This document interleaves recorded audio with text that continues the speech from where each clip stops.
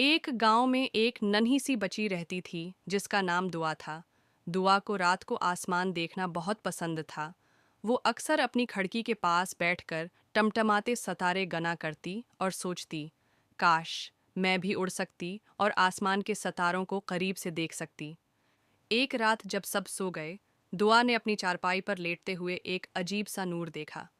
उसका बस्तर आहिस्ता आहिस्ता हिलने लगा। पहले तो दुआ डर गई, मगर फिर बस्तर ने नरम आवाज में कहा, डरो मत दुआ, मैं एक जादुई बस्तर हूँ। आज मैं तुम्हें एक खास सफ़र पर ले जाऊंगा। पहला सफ़र। चांद का बाग बस्तर आसमान की तरफ उड़ने लगा।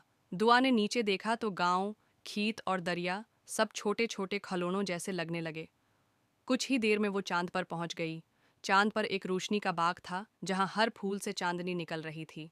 वहां एक बूढ़ी परी मिली जिसने कहा, दुआ, ये बाग सिर्फ बहादुर दिल वालों के लिए खुलता है। तुम्हारा दिल साफ है, इसलिए तुम्हें ये बाग दिखाया गया है। दुआ ने खुशी से फूलों को छुआ और उसके हाथ चमकने लगे। दूसरा सफ़र।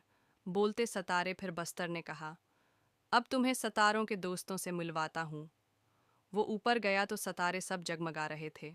एक बड़ा सा सितारा जो हीरा सा लगता था दुआ से बोला, हम दूर से छोटे लगते हैं मगर असल में बहुत बड़े हैं। कभी किसी को सिर्फ देखकर मत परखना। दुआ ने ये बात दिल में बैठा ली। तीसरा सफ़र। इंधेरा दीव अचानक रास्ते में एक काला बादल आया जिसमें से एक इंधेरा दीव निकला। उसने कहा, मैं ज़मीन पर खुशियाँ नहीं देख सकती, सबको डरा देना चाहती हूँ। दुआ ने हिम्मत की और बोली, इंधेरा रोशनी को कभी हरा नहीं सकता। जहाँ मोहब्बत और उम्मीद हो, वहाँ इंधेरा टुक नहीं सकता।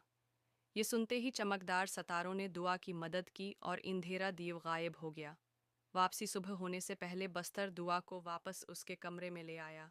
दुआ ने आंख खोली तो वही पुराना कमरा था, मगर उसके हाथ अब भी हल्की रोशनी से चमक रहे थे।